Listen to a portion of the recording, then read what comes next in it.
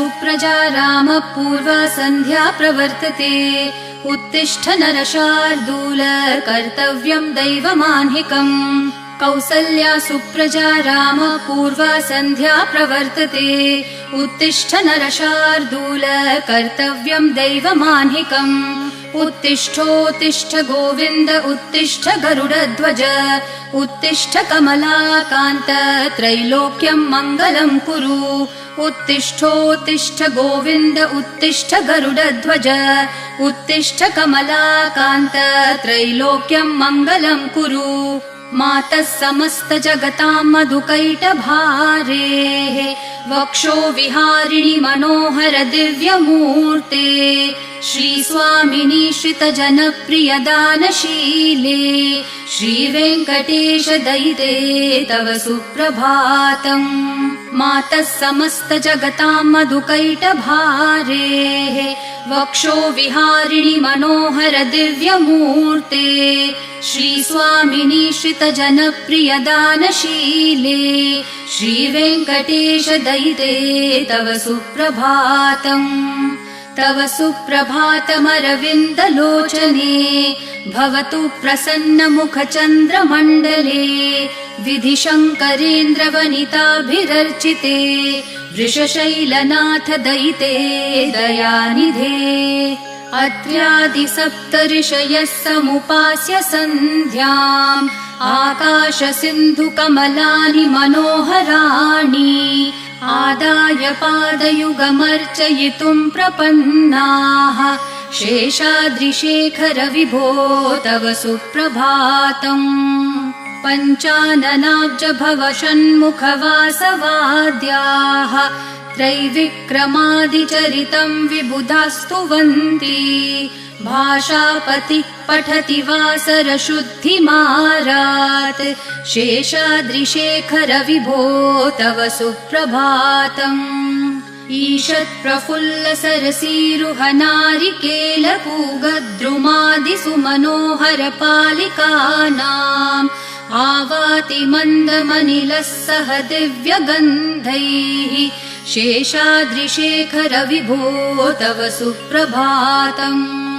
उन्मील्य नेत्रयुगमुत्तम पञ्चरस्था पात्रावशिष्ठ कदलीफलपायसानि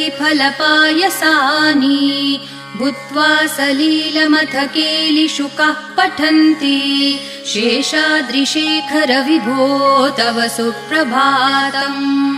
तन्त्री प्रकर्ष मधुरस्वनया विपञ्च्या गायत्यनन्तचरितं तव नारदोऽपि। भाषा समग्रमसकृत्करचार रम्यम् शेषाद्रिशेखर विभो तव सुप्रभातम्।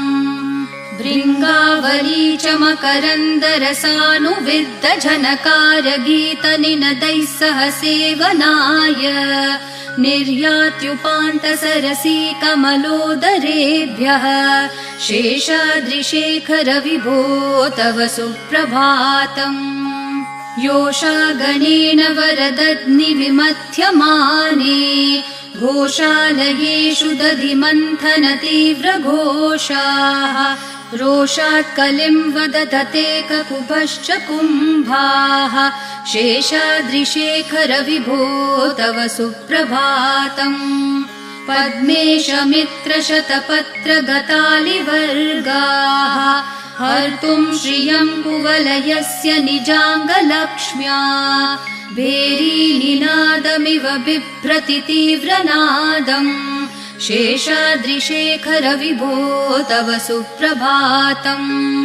श्रीमन्नभीष्टवरदाखिललोकबन्धो श्री श्रीनिवास जगदैकदयैकसिन्धो श्रीदेवतागृहभुजान्तर दिव्यमूर्ते श्रीवेङ्कटाचलपते तव सुप्रभातम्। श्रीमन्नभीष्टवरदाखिललोकबन्धो श्री श्रीनिवास जगदेकदयैकसिन्धो श्रीदेवतागृहभुजान्तर दिव्यमूर्ते श्रीवेङ्कटाचलपते तव सुप्रभातम्। श्रीस्वामी पुष्करिणिकाप्लवनिर्मलाङ्गाः श्रेयोर्थिनो हरविरिञ्च सनन्दनाद्याः द्वारे वसन्ति वरवेत्रहतोत्तमाङ्गाः श्रीवेङ्कटाचलपते तव सुप्रभातम् श्रीशेषशैलगरुडाचल वेङ्कटाद्रिनारायणाद्रिवृषभाद्रिवृषाद्रिमुख्याम् आख्यां त्वदीयवसतेरनिशं वदन्ति श्रीवेङ्कटाचलपते तव सुप्रभातम् सेवापरः शिवसुरेश कृशानुधर्मरक्षोऽम्बुनाथ पवमानधनाधिनाथाः बद्धाञ्जलि प्रविलसन्निज शीर्षदेशाः श्रीवेङ्कटाचलपते तव सुप्रभातम्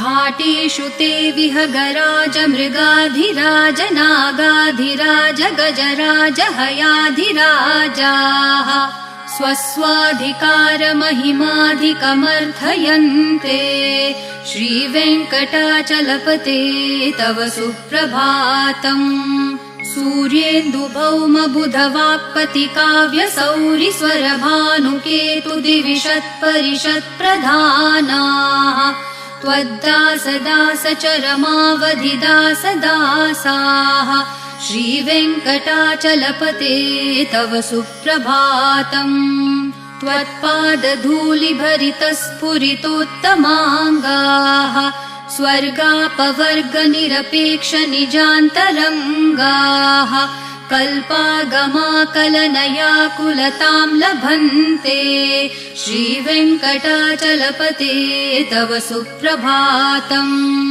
त्वद्गोपुराग्रशिखराणि निरीक्षमाणाः स्वर्गापवर्गपदवीं परमाश्रयन्तः मर्त्या मनुष्यभुवने मतिमाश्रयन्ते श्रीवेङ्कटाचलपते तव सुप्रभातम् श्रीभूमिनायक दयादिगुणामृताब्धे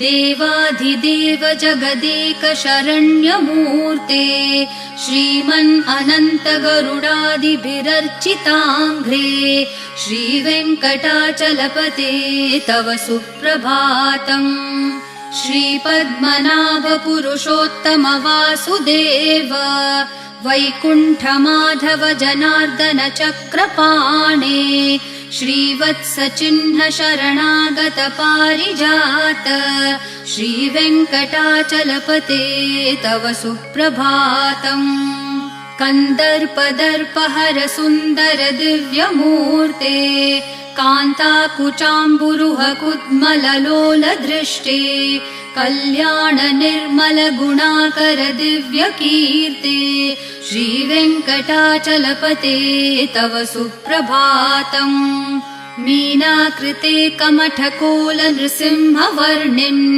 स्वामिन् परश्वथ तपोधन रामचन्द्र शेषांश राम यदुनन्दन कल्किरूप श्रीवेङ्कटाचलपते तव सुप्रभातम् एलालवङ्गधनसार सुगन्धितीर्थम् दिव्यं वियत्सरिति हेम घटेषु पूर्णम् धृत्वाद्य वैदिकशिखामणयः प्रहृष्टा तिष्ठन्ति वेङ्कटपते तव सुप्रभातम् भास्वानुदेति विकचानि सरोरुहाणि सम्पूरयन्ति निनदैः ककुभो विहङ्गाः श्रीवैष्णवा सततमर्थितमङ्गलास्ते धामाश्रयन्ति तव वेङ्कट सुप्रभातम् ब्रह्मादयः सुरवराः समहर्षयस्ते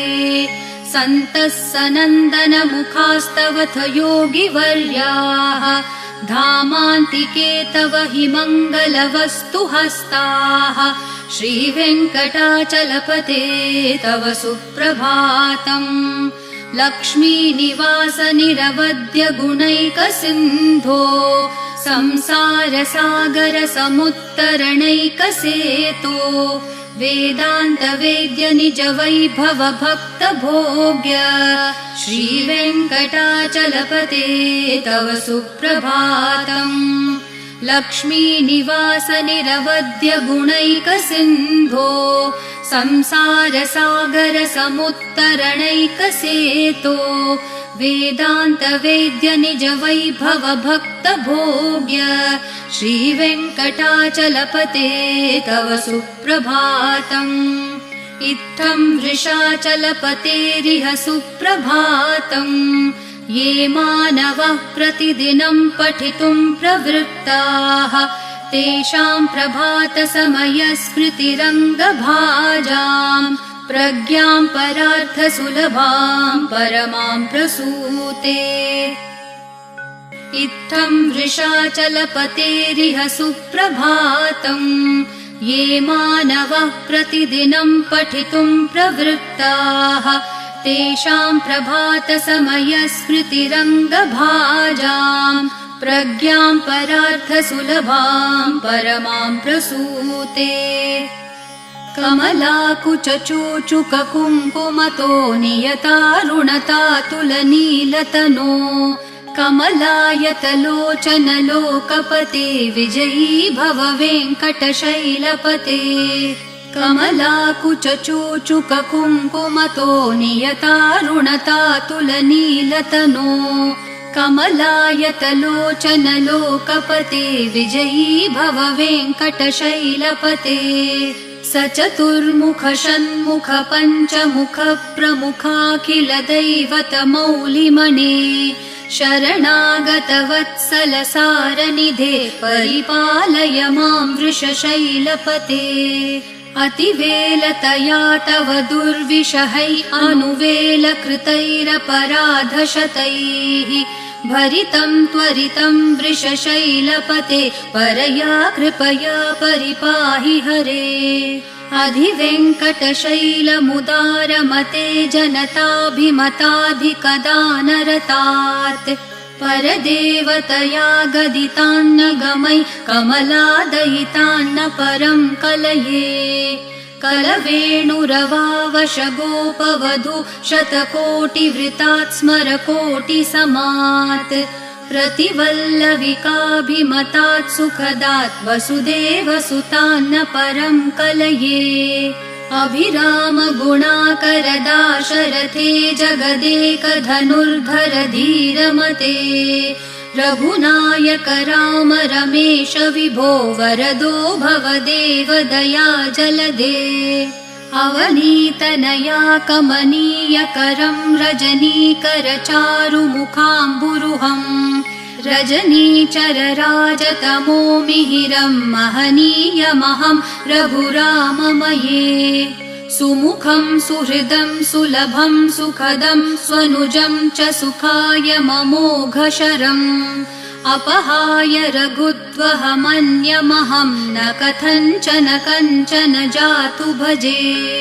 विना वेङ्कटेशं न नाथो न नाथ सदा वेङ्कटेशं स्मरामि स्मरामि। हरे वेङ्कटेश प्रसीद प्रसीद प्रियं वेङ्कटेश प्रयच्छ प्रयच्छ। विना वेङ्कटेशं न नाथो न नाथ सदा वेङ्कटेशं स्मरामि स्मरामि। हरे वेङ्कटेश प्रसीद प्रसीद प्रियं वेङ्कटेश प्रयच्छ प्रयच्छ। अहं दूरतस्ते पदाम्भोजयुग्म प्रणामेच्छयागत्य सेवां करोमि। सकृत्सेवया नित्यसेवाफलं त्वं प्रयच्छ प्रयच्छ प्रभो वेङ्कटेश। अज्ञानिना मया दोषान् अशेषान् विहितान् हरे क्षमस्वत्वं क्षमस्वत्वं शेषशैलशिखामणे। अज्ञानिना मया दोषान् अशेषान् विहितान् हरे क्षमस्वत्वं क्षमस्वत्वं शेषशैलशिखामणे। ईशानां जगतोऽस्य वेङ्कटपतेर्विष्णोः परां प्रेयसीं तद्वक्षस्थलनित्यवासरसिकां तच्छान्तिसंवर्धिनीं पद्मालङ्कृतपाणिपल्लवयुगां पद्मासनस्थां श्रियम् वात्सल्यादिगुणोज्ज्वलां भगवतीं वन्दे जगन्मातरम् ईशानां जगतोऽस्य वेङ्कटपतेर्विष्णोः परां प्रेयसीं तद्वक्षस्थलनित्यवासरसिकां तच्छान्तिसंवर्धिनीं पद्मालङ्कृतपाणिपल्लवयुगां पद्मासनस्थां श्रियम् वात्सल्यादिगुणोज्ज्वलां भगवतीं वन्दे जगन्मातरम् श्रीमान् कृपाजलनिधे कृतसर्वलोकसर्वज्ञशक्तनतवत्सल सर्वशेषिन् स्वामिन् सुशीलसुलभाश्रितपारिजात श्रीवेङ्कटेश चरणौ शरणं प्रपद्ये श्रीमान् कृपाजलनिधे कृतसर्वलोकसर्वज्ञशक्तनतवत्सल सर्वशेषिन् स्वामिन् सुशीलसुलभाश्रितपारिजात श्रीवेङ्कटेश चरणौ शरणं प्रपद्ये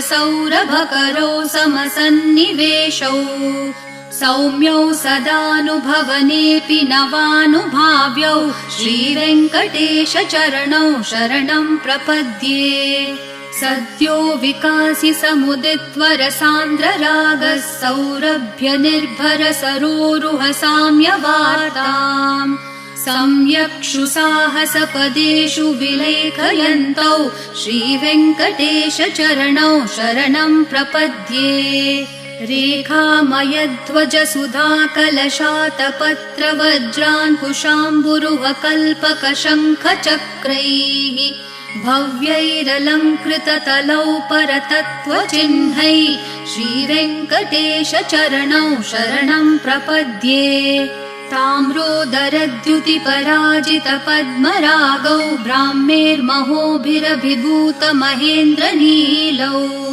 उद्यन्नखांशुभिरदस्तशशाङ्कभासौ श्रीवेङ्कटेश चरणौ शरणं प्रपद्ये सप्रेमभीतिकमलाकरपल्लवाभ्यां सम्माहनेऽपि सपदि क्लममादधानौ कान्ताववाङ्मनसगोचरसौकुमार्यौ श्रीवेङ्कटेश चरणौ शरणं प्रपद्ये लक्ष्मीमहीतदनुरूपनिजानुभावन्नीलादिदिव्यमहिषीकरपल्लवानाम् आरुण्यसङ्क्रमणतः किल सान्द्ररागौ श्रीवेङ्कटेश चरणौ शरणं प्रपद्ये नित्यानमद्विधि शिवादिकिरीटकोटि प्रत्युक्तदीप्तिनवरत्नमःप्ररोहैः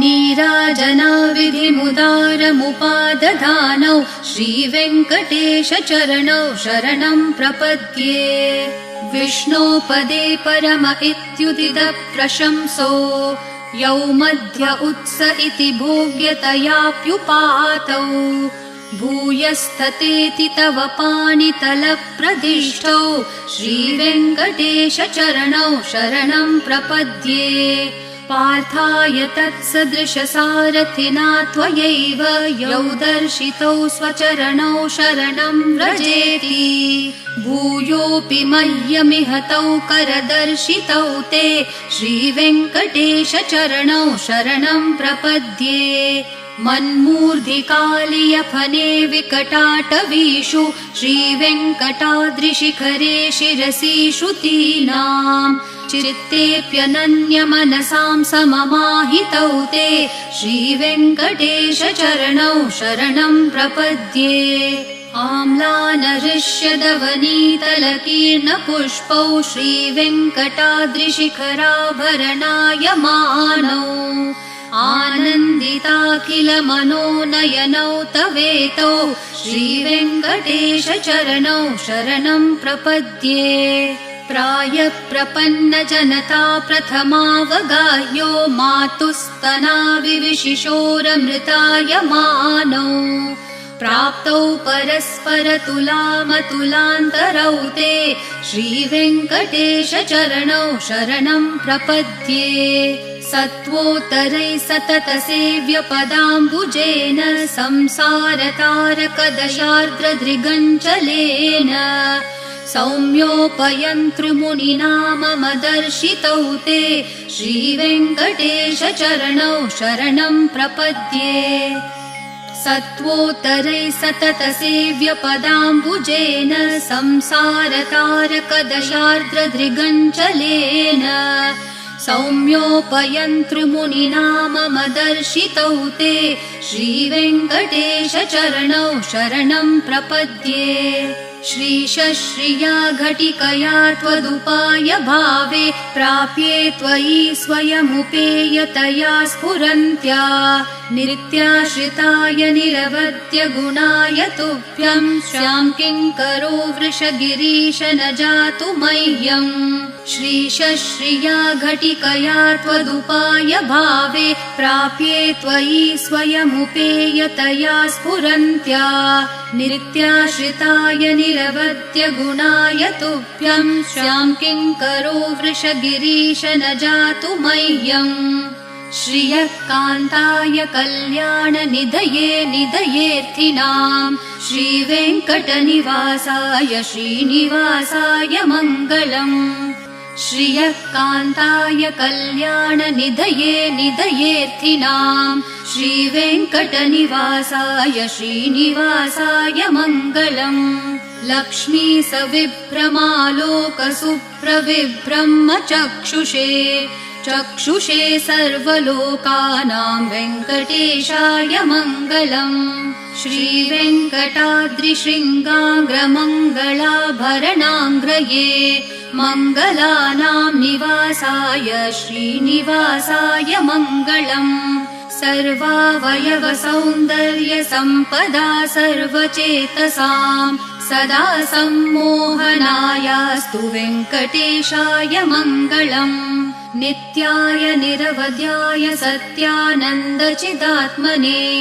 सर्वान्तरात्मने श्रीमद्वेङ्कटेशाय मङ्गलम् स्वतः सर्वविदे सर्वशक्तये सर्वशेषिणे सुलभाय सुशीलाय वेङ्कटेशाय मङ्गलम् परस्मै ब्रह्मणे पूर्णकामाय परमात्मने प्रयुञ्जे परतत्त्वाय वेङ्कटेशाय मङ्गलम् आकालतत्त्वमशान्तम् आत्मनामनुपश्यताम् अतृप्तामृतरूपाय वेङ्कटेशाय मङ्गलम् प्रायस्वचरणौ पुंसां शरण्यत्वेन पाणिना कृपया दिशते श्रीमद्वेङ्कटेशाय मङ्गलम् दयामृत्तरङ्गिन्यास्तरङ्गैरिव शीतलैः अपाङ्गैः सिञ्चते विश्वं वेङ्कटेशाय मङ्गलम्